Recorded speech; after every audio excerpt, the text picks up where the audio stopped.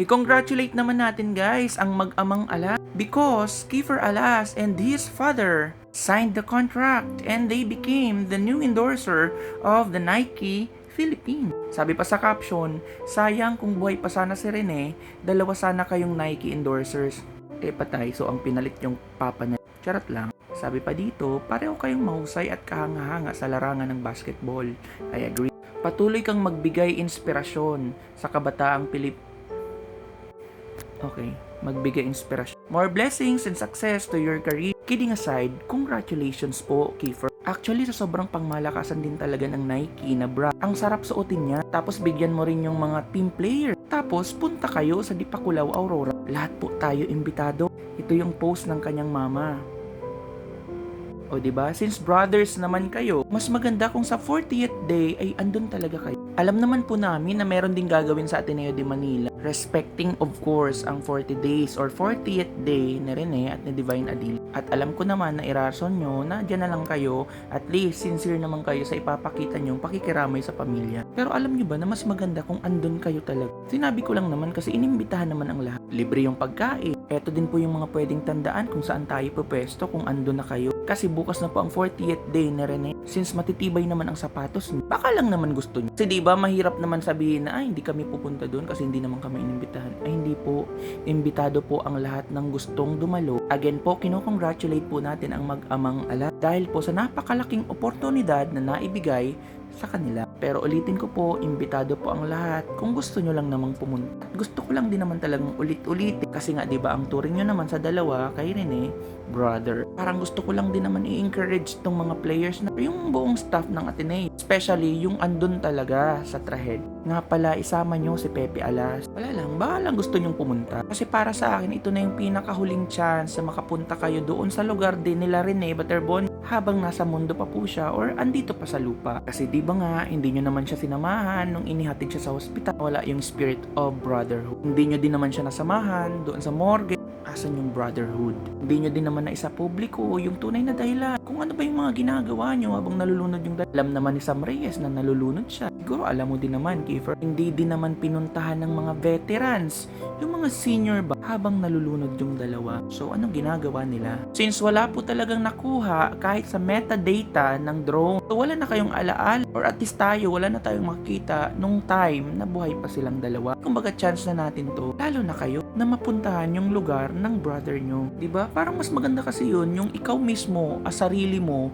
invite nyo din si Coach. Sama-sama kayo, buong grupo. Attend kayo ng misa doon. Kasi pakita nyo yung remorse. Pamilya. Isama nyo na din yung staff ng Ateneo. Pero since may activity din sa campus, make sure nyo lang na may mag-a-assist pa rin dito. Pero syempre, iisipin nyo, meron namang event dito na. Ang point ko lang din naman, in-inform ko lang naman kayo. Imbitado tayong lahat, dumalo. Syempre, hindi kayo pupunta, right nyo naman yun. Ang akin lang naman, hindi nyo naman na siya nasamahan. Hospital, morgue, at pagligtas sa kanya, hindi nyo naman na nagawa ng paraan. So dito, sa pagpunta sa lugar ni huling araw na nasa mundong ibabaw pa siya, baka naman, kaya nyong gawa ng solusyon para maipakita sa mundo ang brotherhood na samahan. Again, suggestion lang naman. Nasa sa inyo lang din naman kung pupuntahan nyo o sasayangin na ang huling chance. Ika nga, kaya nyo namang ipakita na nakikiramay kayo kahit hindi kayo pumunta sa kanila. Ang akin lang naman, kung gusto nyo lang naman. Pero kung hindi, may magagawa ba kami? At least, sinabihan at na-remind lang naman kayo. Imbitado ang lahat pumunta sa Babang Luksa.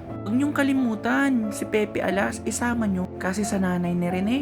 Si Pepe Alas lang naman ang nagtutuligsa. Bigyan nyo rin ng sapatos. Anyway, hindi po yun bagong kontrata ni Kiefer. Bagong kontrata po iyon ng kanyang ama tapos partner silang dalawa. Bago at kasalukuyang deal ngayong July 2026. Ang pumirma po sa bagong endorsement contract ay ang mag-ama bilang isang duo. Kasabay ito ng mga bagong kampanya nila sa Ateneo de Manila University or ADMU kung saan si Kiefer ay opisyal ng rookie player at ang kanyang ama naman na si Louie Alas ay hinirang naman bilang interim head coach ng Kupunan. Eto na, dating kontrata noong January 2025 si Kiefer Alas po ay may nauna ng kasunduan sa Nike. January 17, 2025 habang siya ay naglalaro pa para sa De La Salle Zobel or DLSC sa high school division o opisyal na po siyang kinuha ng Nike bilang isa sa kanilang mga pinakabatang brand endorser sa bansa. Ang bagong termahan po ngayong July 2026 ay nagsisilbing pagpapalawak po ng partnership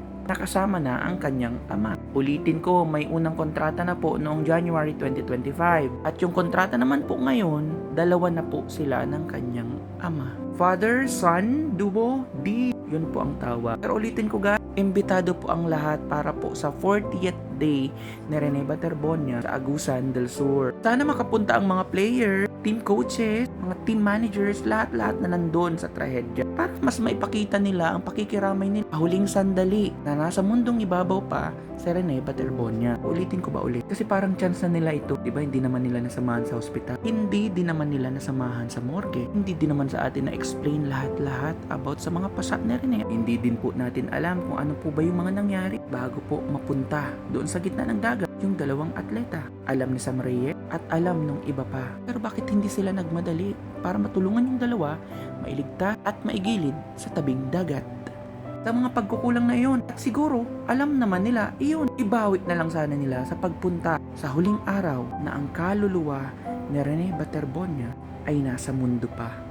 Disclaimer, may mga ulit-ulit dito. Gusto ko lang talagang ulit-ulitin na imbitado po tayong lahat. May condolences po sa family Baterbonia at sa family Adili.